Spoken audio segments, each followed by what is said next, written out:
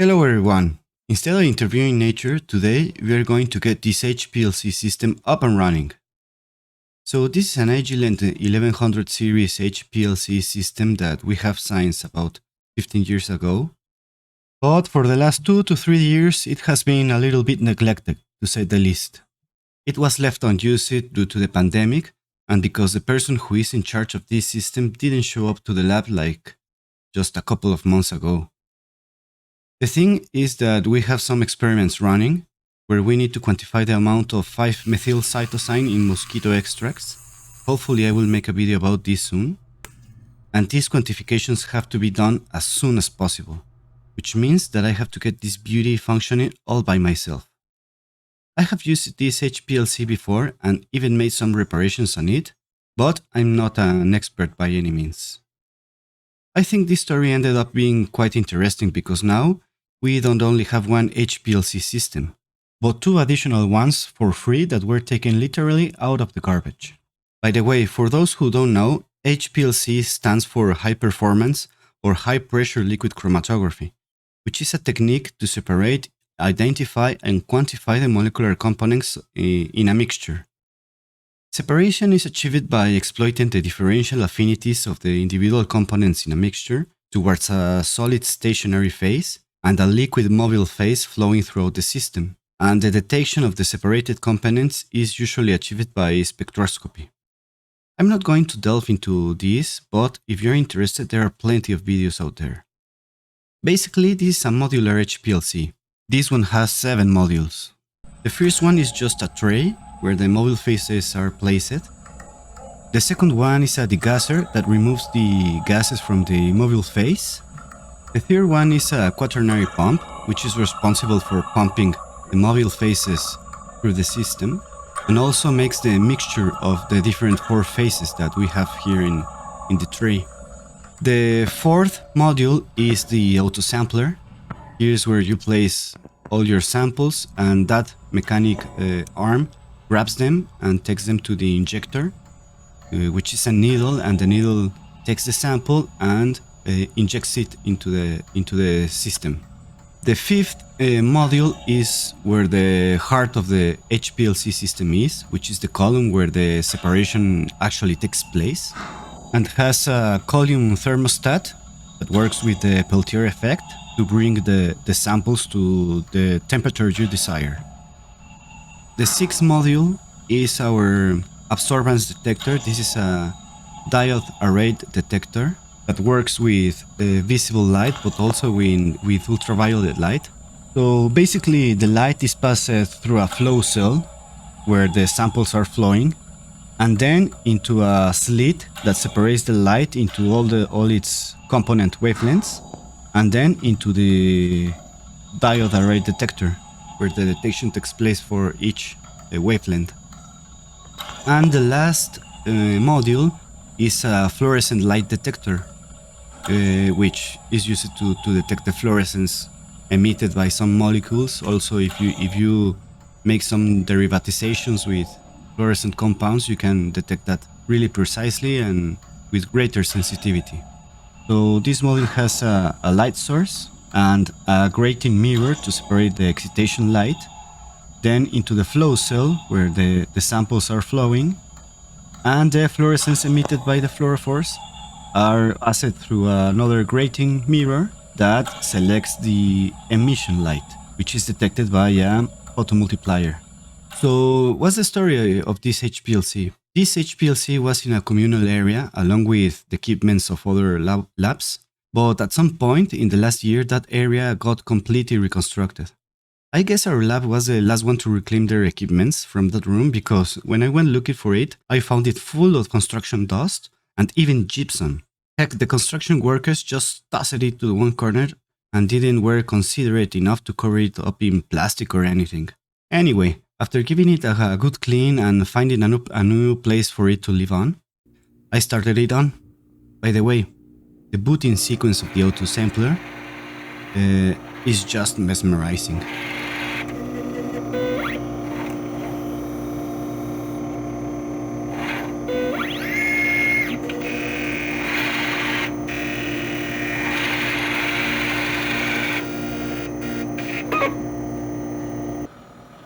So when an HPLC system has been unused for a really long time, it has to be purged, first manually and then by opening the purge valve of the pump and letting all the air bubbles to come out at a high flow rate. This is really important because you don't want to get air bubbles into the whole system. However, since it's been so long since last used, probably all the piping must be actually dry by now. And indeed this was the case because bubbles came out from the last piece of piping for a really long time. And actually, the air bubbles didn't went away completely. They were just coming out and coming out and coming out, especially from the line that contained water. But we will talk about this later. When the system was washed with acetonitrile or methanol, everything looked fine. So I started to dive into all the work columns we have to see which one was fine to use. The thing here is that the person responsible for this system never threw away spent, broken or used parts. He just keeps everything, and I don't know which parts are new, which ones are used, so I had to test a bunch of them.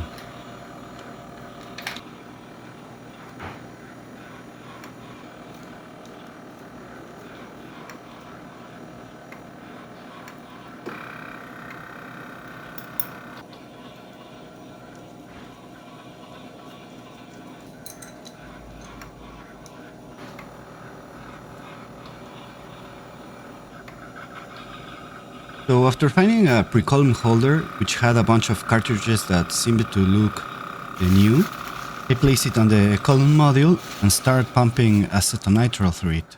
And it was really dirty. A lot of things were coming out of it.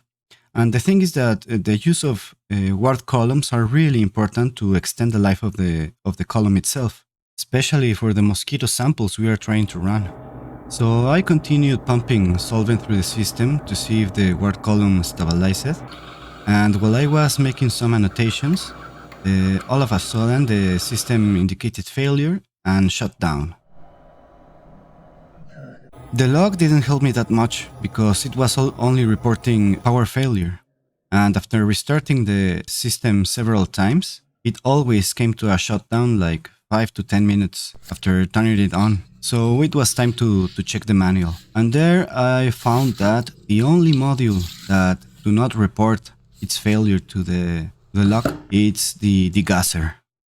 Because the degasser is only connected to the quaternary pump, not to the PC. It reports its failure to the quaternary pump, and the quaternary pump then shuts down the system. So I decided to take the module and open it up to see if there is something I was able to fix. Besides, the 1100 series has been discontinued and reached its end of guaranteed support, so getting replacement parts is becoming very difficult.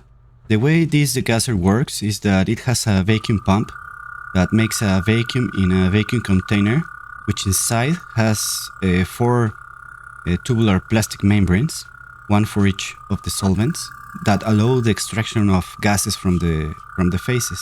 And it also has a solenoid that controls the opening and the closing of the vacuum, and a sensor which indicates the vacuum pump to shut down when the vacuum is achieved.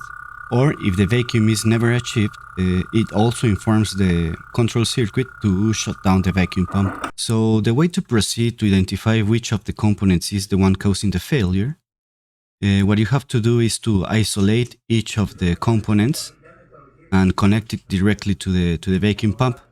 So first you eliminate the vacuum container by connecting the sensor directly to the vacuum pump and to see if it achieves vacuum. If vacuum is achieved, then the sensor will detect it and will shut down the vacuum pump.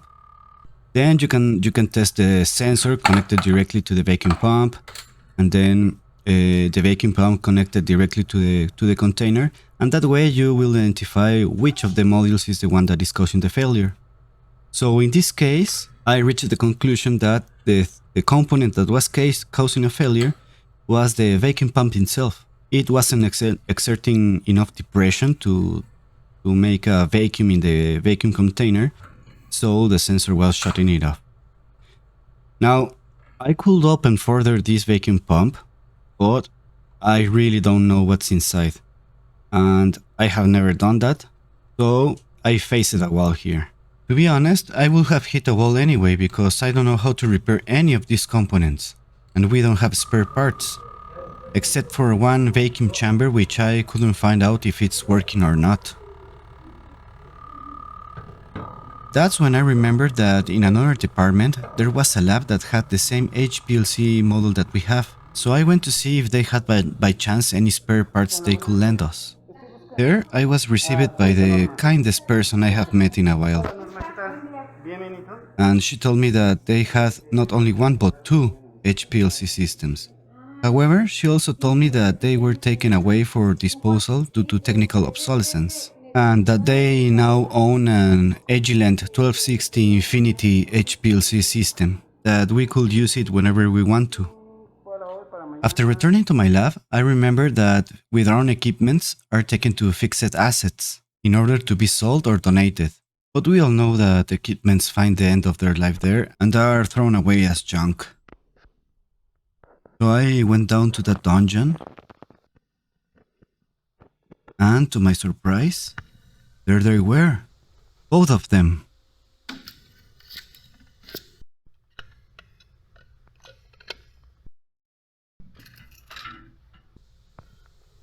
They were in really bad shape though, as expected. So I filled all the required paperwork to bring them back to the lab and gather up all the pieces.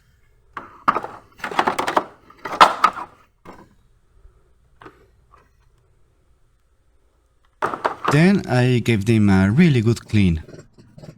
It went like this for a while. They were filled with dust, and apparently there was a leak in the ceiling just above these systems because there was like water markings, and I even found insects in there.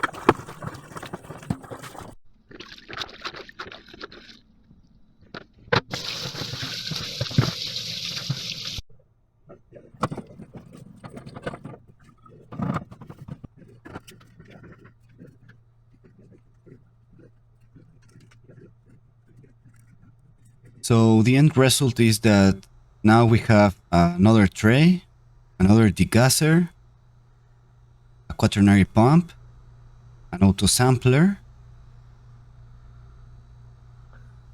We also have the column, the compartment, and a diode array detector, another one. This is one system, and another one is missing the tray, but it has a even more recent degasser, 1200 series. We also have a isocratic pump, another auto sampler, and a variable wavelength detector. At first I was thinking that this second HPLC was missing the column module, and it was funny because if an HPLC system is missing the column module, it's like having a really inefficient and expensive and fancy spectrometer. It's nothing more than that. But what happens is that this appears to be an HPLC value system, which are way cheaper, but it's just the essentials. And the column is placed in a rack that goes outside of the HPLC system. So that makes sense. It's just a way to make things even cheaper, because it's really not needed. And that's why this auto sampler has a really long tube to reach the column.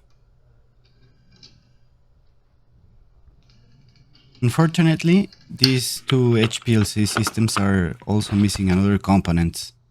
Like the diode array detector is missing the flow cell, and also it is missing in the variable wavelength detector. And I don't know why. I went to ask why, and they didn't know. Who knows? We are also missing the cover for the isocratic pump, and also the cover for one of the degassers, now that I think about it. So what I did next was to test all the modules that were complete, and to my surprise, everything is working fine, except for the two detectors, but especially the degassers, both of them are working really fine.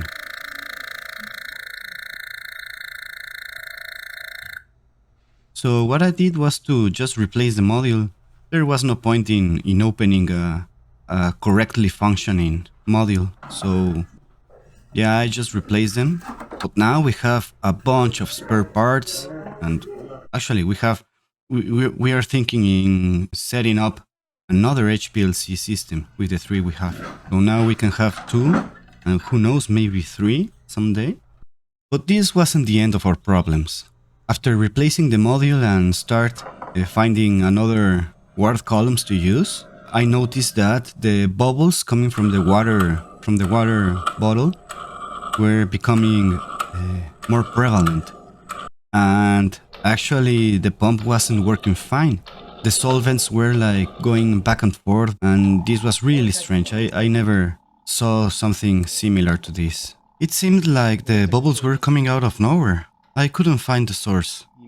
So it was time to check the manual again. Unfortunately, the manual didn't help. There was no specific solution for the problem I was having. It wasn't even mentioned. But then, after watching the system work for a while, I found finally the culprit. It was one of the glass filters of the solvents. Specifically, it was the glass filter from the water bottle, and also the one that has also water but with trifluoroacetic acid. And this brings us to the first problem we encounter at the start of the video, which were the bubbles coming non-stop. These filters were completely clogged, and the damn pump was pumping air out of the solution itself. Pretty amazing. And yes, the manual always tells you to check your filters, change them often, but there was no really an explanation of what could happen if one of the filters gets clogged. Thankfully, the solution is pretty simple. You just need to take the filters and place them in 35% nitric acid solution for 1 hour while heating, and you can see the nitric acid oxidizing all the organics in those filters. It was most probably a mold or something like that. And then rinse them really well with water, and that's it. The solution for this problem was a bit disappointing, to be honest, because this pump is really interesting. If I said that the column was the heart of the HPLC, I think that the pump is the brain. I know it's strange. The pump should be the heart, I guess, but what I mean by this is that the components of a sample are only separated in the column thanks to the pump. And by this, I'm not only referring to the pumping action that creates the flow of solvents through the column, but to the precise mixing of the different polar and non-polar solvents to make solutions of varying polarity strength that causes the differential desorption of the molecules from the solid phase, allowing them to flow out of the column in a tight band and into the detectors. So it is really one of the most important and intricate modules. It has parts made out of Teflon, stainless steel, ceramic, gold, sapphire, and ruby. All of these carefully chosen because of their specific mechanical and chemical properties, like resistance to solvents and acids, or their particular hardness or corrosion resistance. And this is a module we have had to repair the most, as you can see from all these old parts. This is a multi-channel gradient valve that mixes the solvents to create the mobile phase. This is an active inlet valve. This is an outlet ball valve, a couple of purge valves, two sapphire pistons or plungers,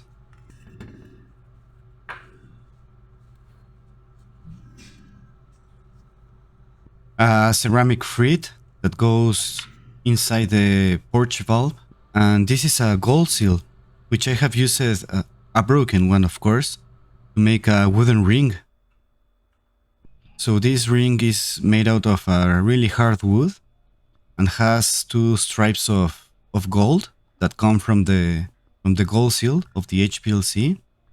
And on top it has an emerald, and on the back it has a synthetic sapphire. So pretty interesting. But back to the HPLC, then this happened.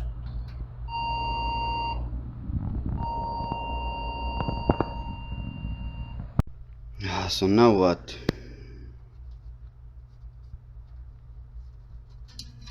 I don't have any idea about this. One short beep and one long beep means something about the RAM. So this thing here.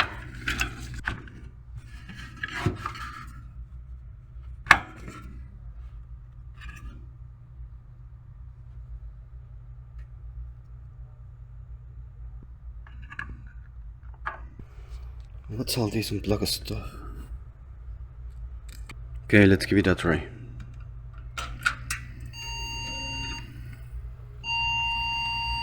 After satisfying my urge to open things up without knowing how to fix them, I called the IT department to see if they could fix it. That same night, not knowing if this PC could be fixed, I decided to fix one of my oldest laptops that has Windows XP on it, to install the HPLC software on it, because all lab equipments run on Windows XP. In one of them the screen doesn't work, and the other one has a burned keyboard, who knows why. So I swapped the screens and installed ChemStation to run the HPLC from my lab. This was really convenient because now I can record my screen and show it to you instead of taking aliased photos of the screen.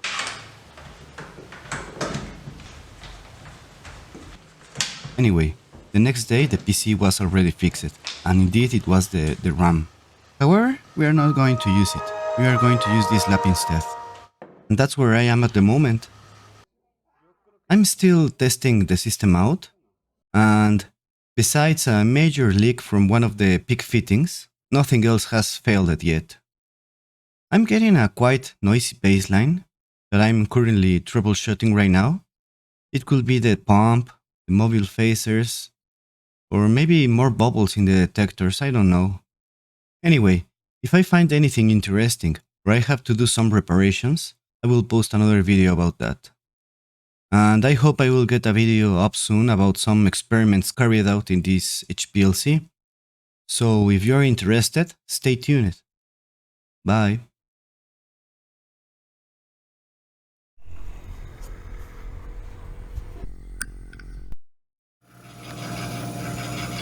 This system sounds like if I'm keeping someone alive on life support.